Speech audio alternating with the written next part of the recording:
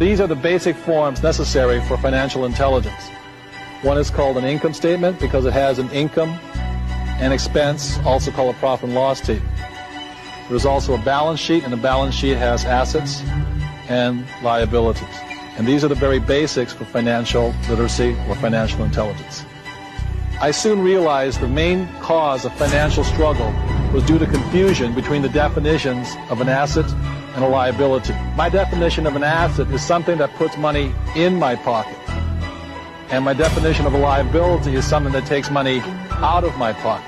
I can tell the difference between a poor person and a middle-class person by simply looking at their income statements and balance sheets and figuring out which direction the cash is flowing. So I will show you the cash flow pattern of a poor person. Generally, a poor person, all they have is a job.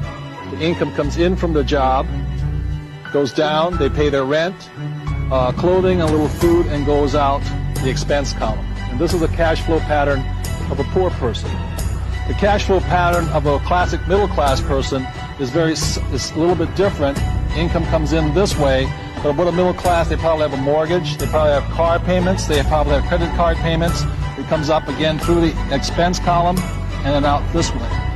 So what you see here are the cash flow patterns of a poor person versus a middle-class person.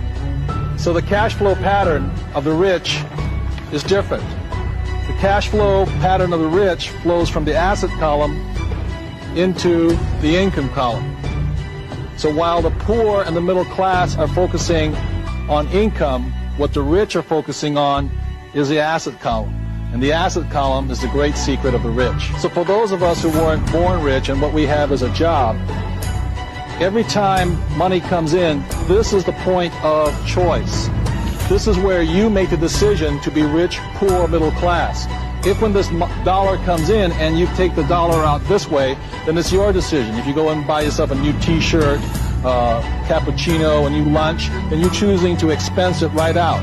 You're choosing to be a poor person. If instead, when you get a pay raise or more money, what you do is you go and buy a bigger house, a new car, or you take a vacation on your credit card, then what you are choosing to do then is to be a middle class person.